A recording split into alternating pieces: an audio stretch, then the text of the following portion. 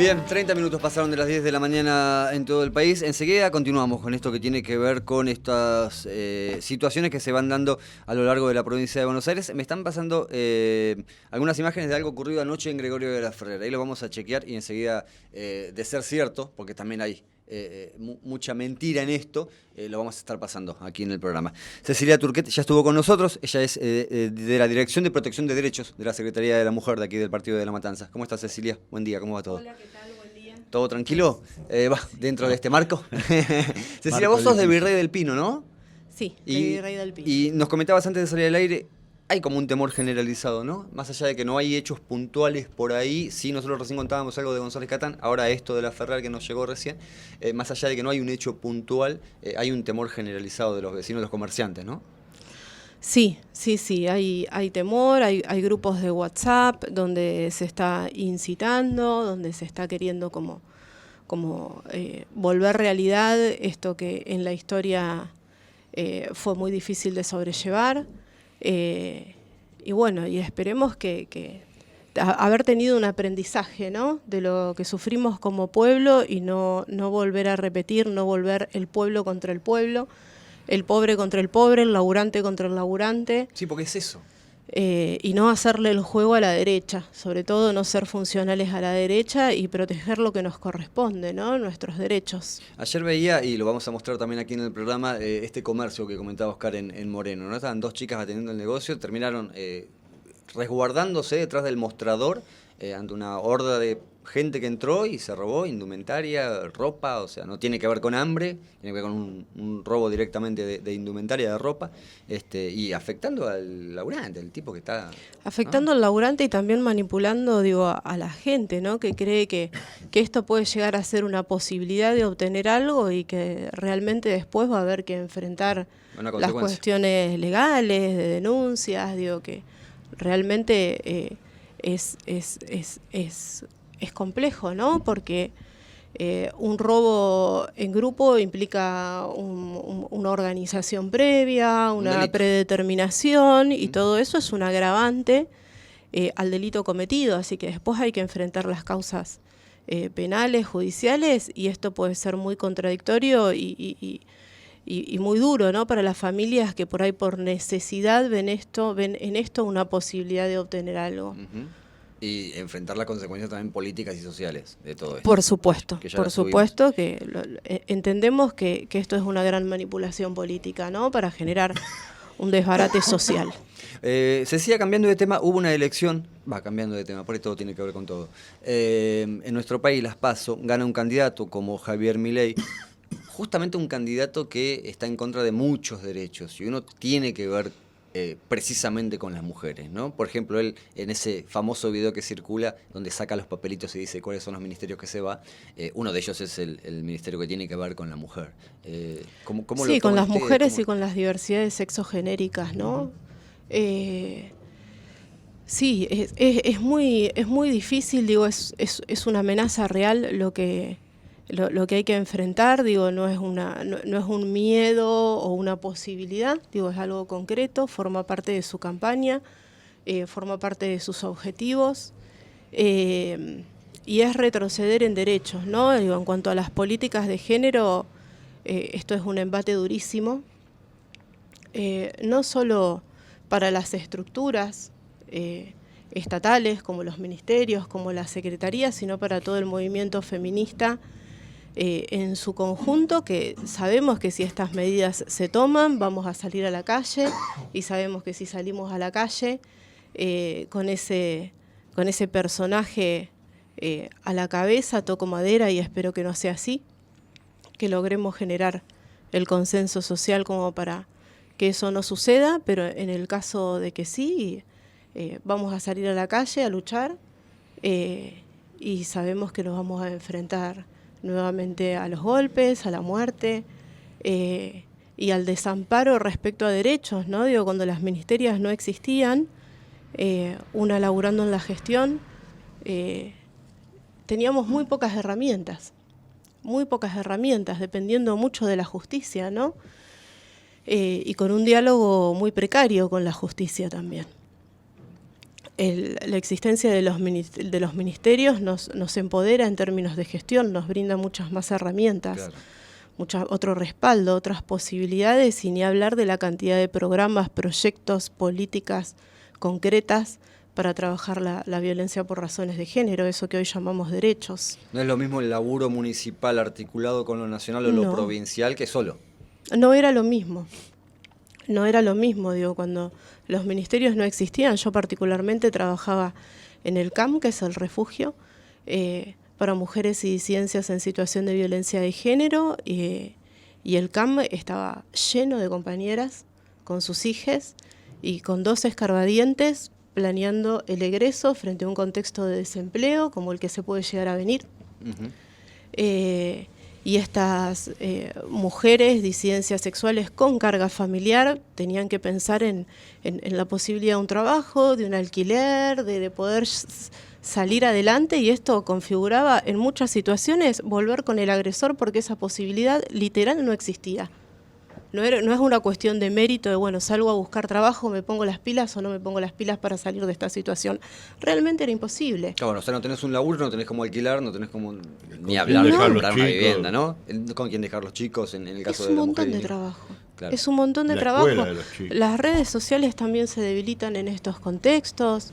¿Y ese refugio al que vos hacés mención, que es una especie de tránsito? Sí, actualmente es pura y exclusivamente un espacio para situaciones de altísimo riesgo. Riesgo respecto a la pérdida de la vida, ¿no? Cuando las herramientas de protección que brinda la justicia no son suficientes y hay que generarle a ella un espacio seguro para poder avanzar judicialmente y después pensar su egreso. Hoy, en términos judiciales, ¿no? Pensando en la exclusión del agresor, pensando en un botón antipánico, pensando en una pulsera dual, pensando en medidas de protección. En un contexto desfavorable donde esto no exista, donde ya no podamos conveniar con el Ministerio las pulseras duales, donde ya no podamos conveniar los botones, donde la justicia se vuelva a empoderar en contra de nuestros derechos. Te iba a preguntar eso, ¿qué pasa con la justicia cuando no está el apoyo del Ministerio a nivel nacional, que por ahí tiene otro impacto, otra fuerza? Sí, el apoyo de los ministerios, y cuando hablar hoy de políticas de género es correcto políticamente, ¿no? Digo, cuando eso deje de existir y el patriarcado y sus representantes dentro de la justicia se envalentonen en contra nuestro, va a ser muchísimo, muchísimo más difícil. Digo, cuando las ministerias no existían, el trabajo era el acompañamiento de hacer la denuncia, rogar para que salga el perímetro, tardaba un montón, las exclusiones a veces se daban, a veces no, las mujeres a veces recuperaban a sus hijos y a veces no. Los brazos los teníamos muy cortos, también en términos de asistencia, ¿no? El programa Acompañar realmente generó una posibilidad, por lo menos durante esos primeros 6 meses de salida de la violencia, de tener un dinero como para pensar un depósito de un alquiler, para pensar en paliar esos primeros 6 meses después de la separación o de la salida de la violencia, para rearmarse. Claro, pues es como volver a empezar de cero, ¿no? Exactamente. Y bueno, en la Secretaría a nivel municipal, las elecciones fueron buenas. Se obtuvo el resultado que medianamente se esperaba. Eso para nosotras implica un paraguas muy importante. Digo, no estamos en un distrito donde haya ganado el representante de Milei, ¿no? Pero el panorama es muy complejo. Sí, aunque no estuvo lejos, ¿no? No estuvo lejos, fue la segunda fuerza. Sí, pero por otra parte, en lo individual, que creo que es a donde apunta Claudio, la diferencia entre el intendente Fernando Espinosa y este personaje fue de 22.000 votos, que es muy poca cosa, ¿no? Sí, el despliegue que hizo Cubría también, que se esperaba como otros resultados. La verdad que esto nos sorprendió a mucha gente, sorprendió a muchas vecinas, a muchas personas en el barrio también. A veces una cree que estuvo como demasiado en la burbuja, ¿no? Y que no lo vio venir, pero la verdad que gente que no participa políticamente también fue una gran sorpresa. nosotros veíamos mesas de Virrey del Pino, y no porque vos seas de Virrey del Pino, pero para focalizar en determinado lugar que sabemos qué idiosincrasia tiene. Veíamos mesa con Claudio haciendo el programa ese especial que hicimos de Virrey del Pino, y nos aterraba, o sea, 60 y pico de votos en varias de Milei. Virrey del Pino, La Ferrar, González Catán, lo que se denomina el tercer cordón de la matanza, ¿no? La zona con por ahí más conflicto social y económico es la que terminaba votando al DIPI o a Milei. Bueno, uno dice a Milei, no por arrastre de terminar siendo el DIPI, pero a ver, si gana Milei no es el intendente, es el DIPI. Entonces uno tiene que mencionarlo sí o sí, es él el precandidato a intendente. Y que probablemente, yo no lo escuché hablar al DIPI en ese sentido, pero probablemente su política vaya por el mismo lado, ¿no? Si hablamos de política de género. Sí, una persona que no tiene trayectoria política, una persona que no tiene los conocimientos ni la espalda, va a ser brutal. Una persona que no sabe se maneja de manera autoritaria, ¿no? Cuando una persona no sabe liderar, se vuelve agresiva.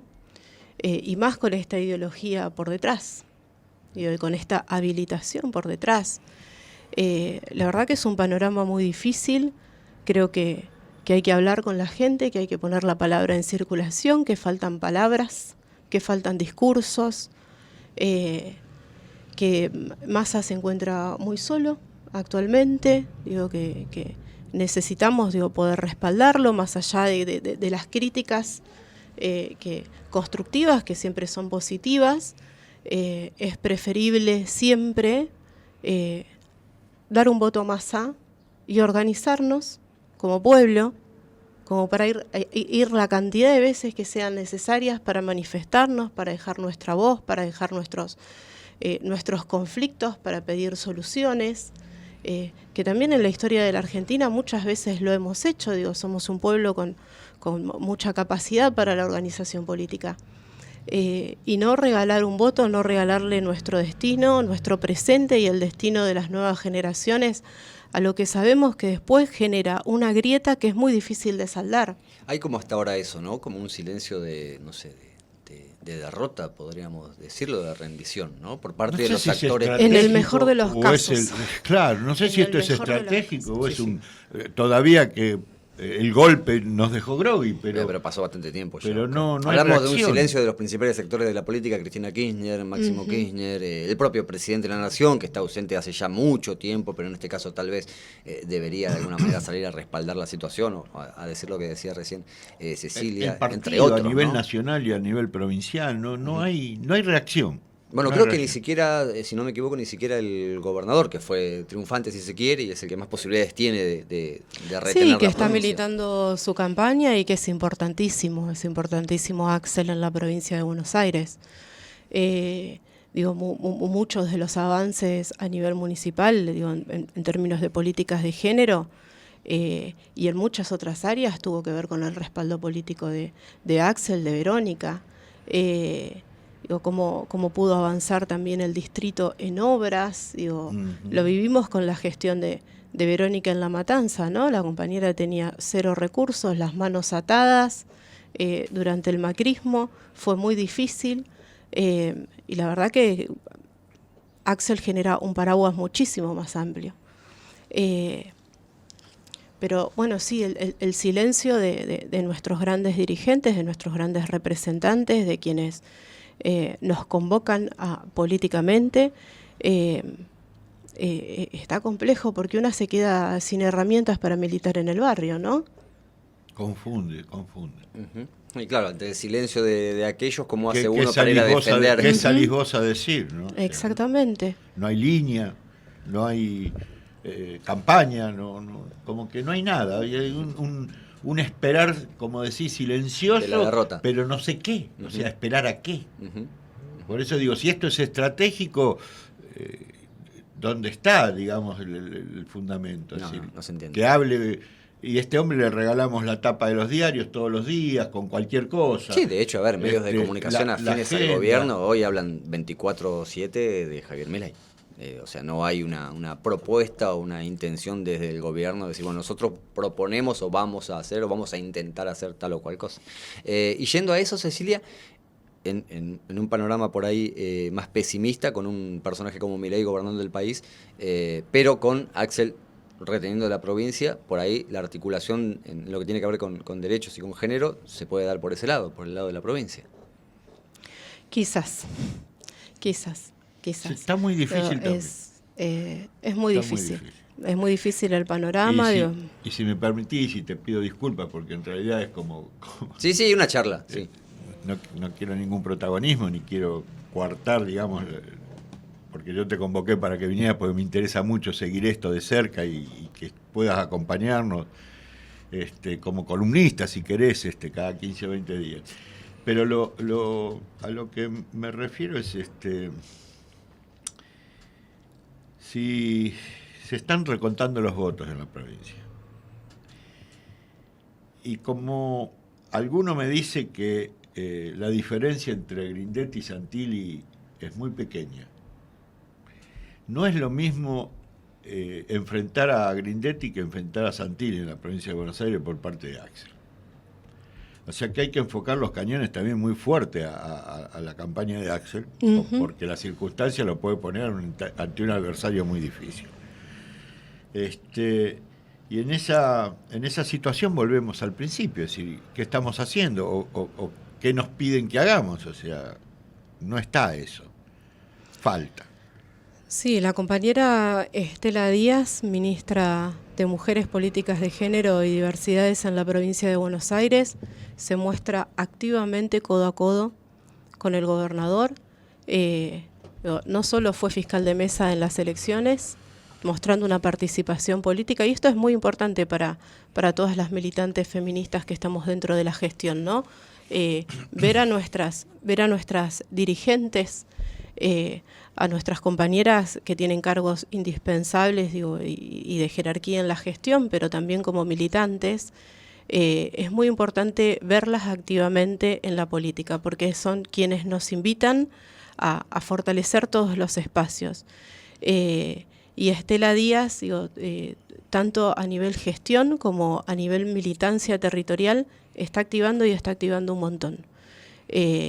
Por ahí, a diferencia de otras personas que están a cargo de ministerios también a nivel provincial, a ella se la ve muy, muy fuerte, muy activa, una compañera con una gran militancia dentro de lo sindical. Es una persona muy, muy fuerte políticamente, es una mujer muy fuerte, y esto es una gran inspiración también para nosotras y que nos va encuadrando y marcando el rumbo, ¿no?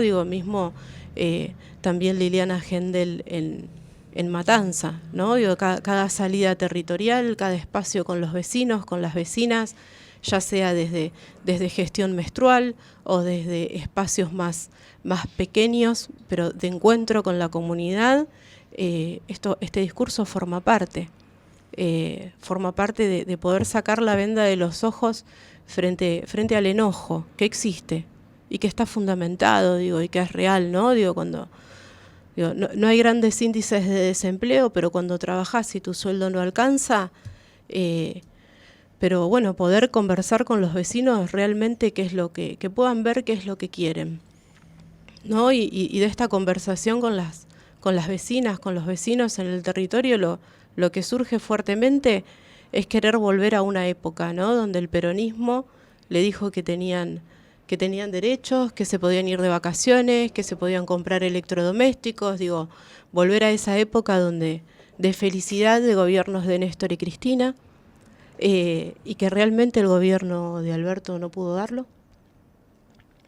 Y creo que este es el reclamo, y que no pasa fuertemente por un odio antiperonista que sí corresponde a una clase social, política, históricamente, y que va a seguir existiendo, pero que nunca fueron las mayorías, pero que frente a este escenario de fuerte necesidad también, en términos de proyecciones, de proyección de las familias,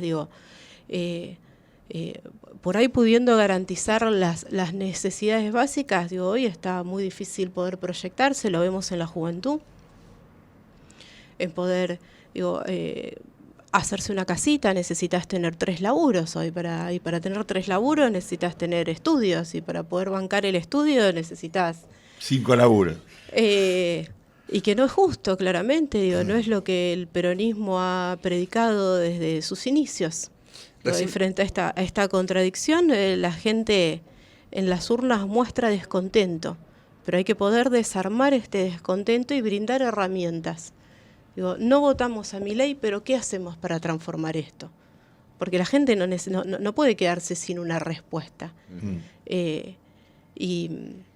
Y bueno, y la pandemia también favoreció a desorganizarnos comunitariamente, y creo que tenemos como que volver a eso, ¿no?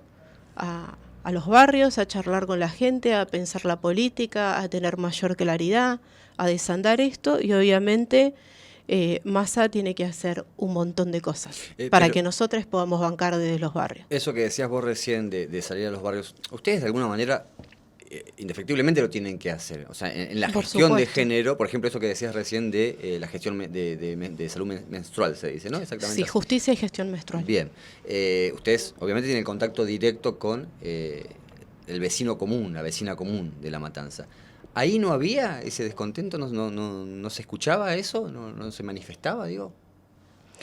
Sí, se escucha, es difícil, digo, el programa de justicia y gestión menstrual tiene 3 pilares, ¿no? De por qué surge, por qué el Estado tiene que hacerse cargo de gestionar la menstruación de las personas, ¿no? Cuando era algo impensado.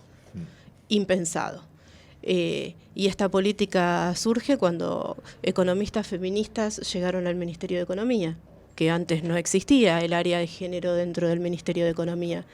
Y las compañeras, en ese momento fue la gestión de Mercedes D'Alessandro, tomaron la decisión política de visitar comedores del conurbano bonaerense y sentarse con las compañeras de los comedores a ver cuáles son las problemáticas, y salía el tema de la menstruación. Que es algo que parece tan básico, ¿no? Y que por ahí uno no lo tiene en el radar, mal por uno, ¿no? Haciendo un mea culpa, y es algo fundamental.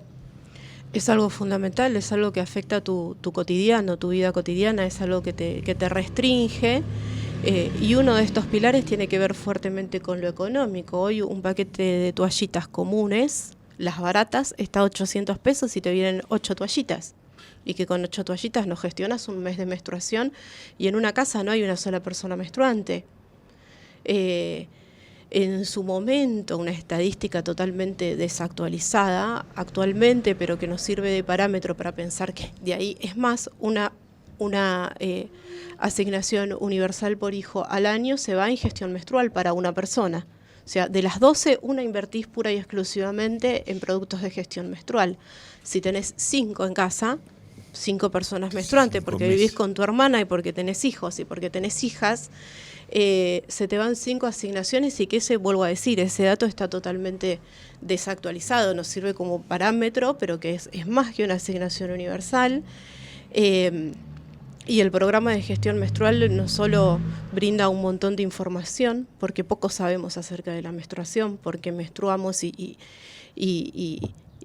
qué es la menstruación. Hay mucho contenido patriarcal sobre la sexualidad de las personas con útero, con vulva, y el recorte de la información y el generar muchas mentiras respecto a la sexualidad hace que haya muchísimo desconocimiento. Y también el cuidado del medio ambiente, porque obviamente al capitalismo le sirve un montón usar, tirar, volver a comprar, y que un producto como la copa menstrual haya llegado a producir a nivel nacional hace muy poco tiempo. Usted de eso hace una distribución gratuita, ¿no? Sí. Esa es una manera, supongo yo, de acompañar económicamente también. Por supuesto. La copa te dura 10 años. Claro. 10 años donde no tenés que volver a comprar nada. A lo sumo, algún analgésico si uno de esos días estás un poco mal y antes no te lo podías comprar. Pero las chicas a partir de los 12 años hasta sus últimos años de menstruación pueden usar la copa y se entrega gratuitamente. En Matanza estamos arriba de las 12.000 copas entregadas. A nivel nacional se entregaron 10.000, así que imagínate que en Matanza estamos entregando, hoy tenemos otro taller de gestión menstrual abierto a la comunidad. ¿Y eso es un presupuesto municipal? Presupuesto municipal. No, consulto por esto que estábamos charlando antes, porque todo tiene que ver con todo, ¿no? Si vos tenés un ministerio que hoy provee de eso y después no lo vas a tener, es otra situación que se complicaría. Las copas se invirtió el presupuesto municipal. Se compró una tanda de miles, ahora se volvió a comprar otra tanda de miles. Digo, eso es un programa que va a continuar en la Secretaría. Y también es nuestro fuerte territorial, ¿no? Digo, es nuestra llegada a cientos y cientos y miles de compañeras y compañeritas y compañeros también, porque asisten varones y es muy importante también que asistan por cuestiones de información, porque hay un montón de cosas que ellos tampoco saben. Pero bueno, es un programa que económicamente cuida el bolsillo, que a nivel medio ambiente también cuida un montón, porque imagínate el desmonte, la contaminación de agua, la contaminación de aire, con la cantidad de toallitas que se utilizan a nivel mundial, y que una toallita no es biodegradable, es pura pasta puff, es puro plástico, y una tarda en degradarse entre 300 y 500 años, imagínate la cantidad que usamos a nivel mundial. Por ahí es una tontera lo que pregunto. Y tiene que ver con mi desconocimiento. Vos recién hablabas de lo que salía en precio, un paquete de toallitas baratas, ¿no? Uh-huh. ¿Y es lo mismo en calidad o en utilización esa que una de mayor calidad, que sale más cara?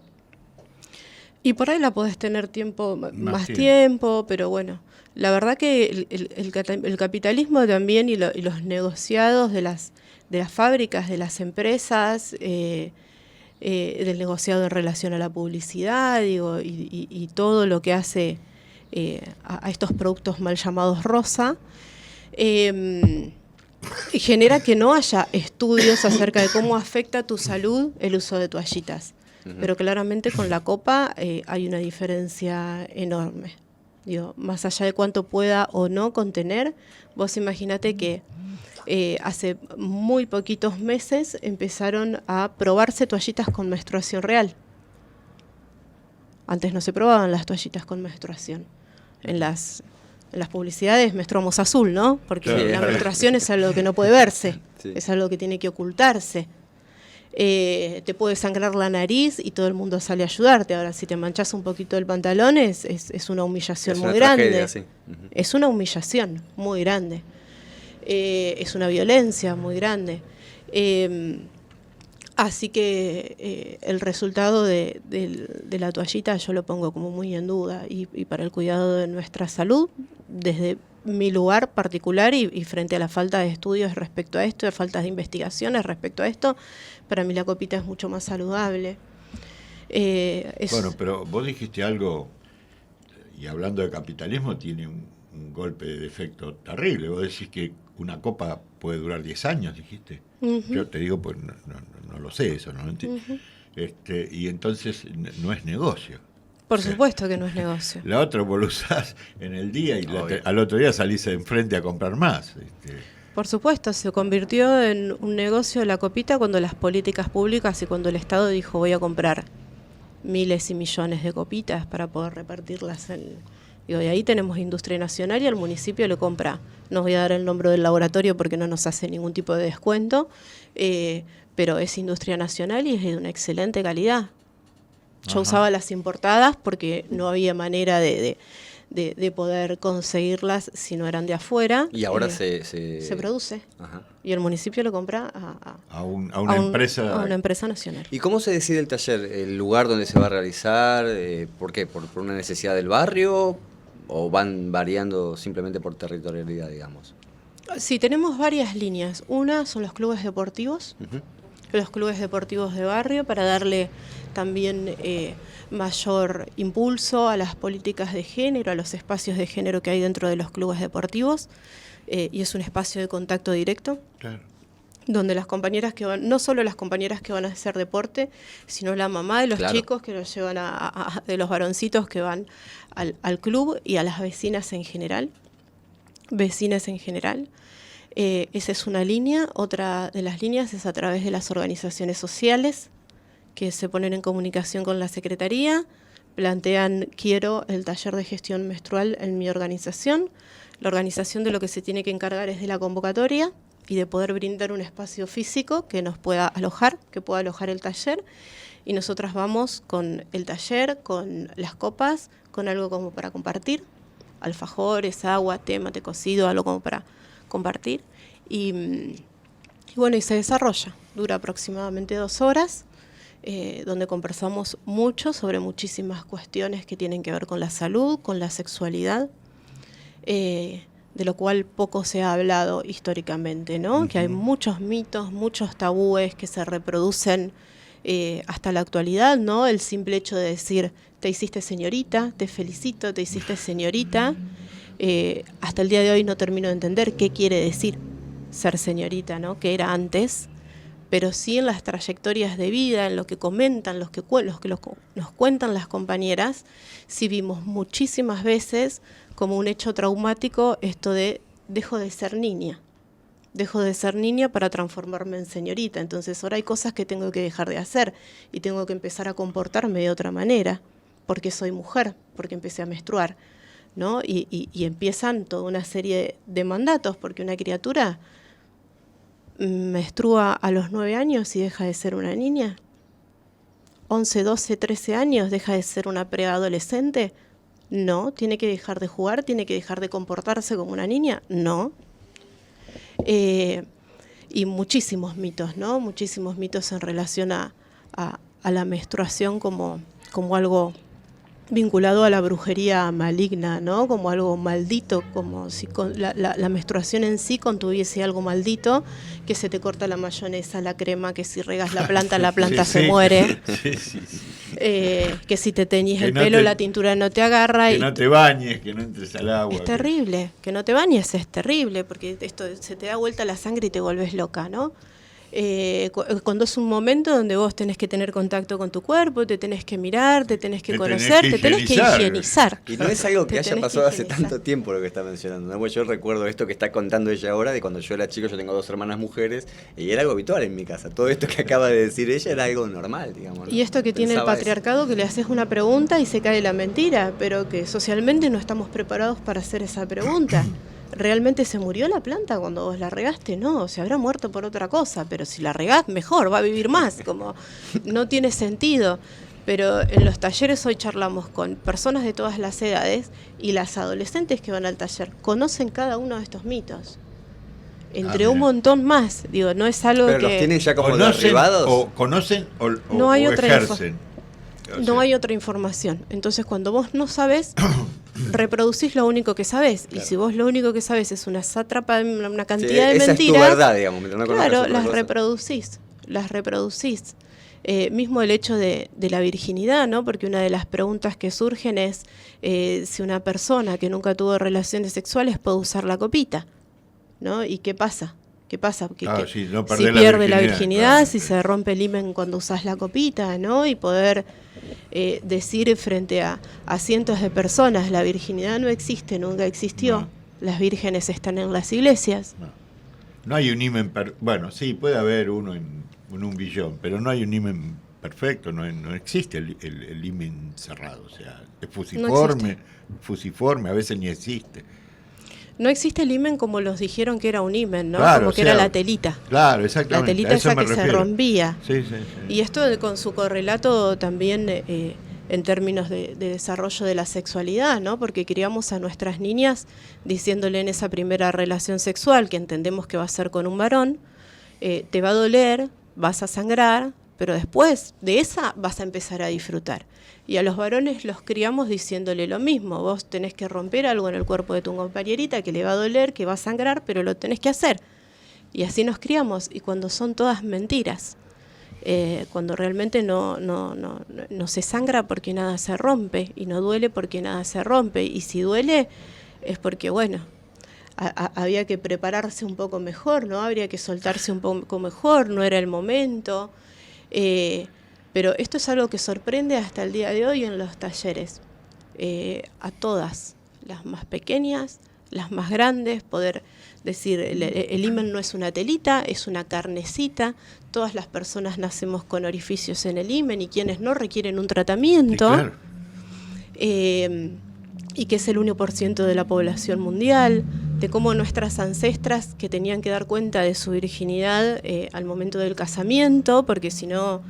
Sí, tenían que salir a colgar los maridos la sábana manchada de sangre a la mañana, digamos, de la noche del encuentro. Claro, de la noche y era una de boda. tremenda mancha de sangre. Sí, porque cortaban el cogote a una gallina. Sí, Se iban a dormir con alfileres, se iban a dormir con bisturí, digo, se tajeaban un poco el talón y dejaban la marca también sin que el marido se dé cuenta, porque el marido también creía que esa sangre había sido producto de perder la virginidad, ¿no?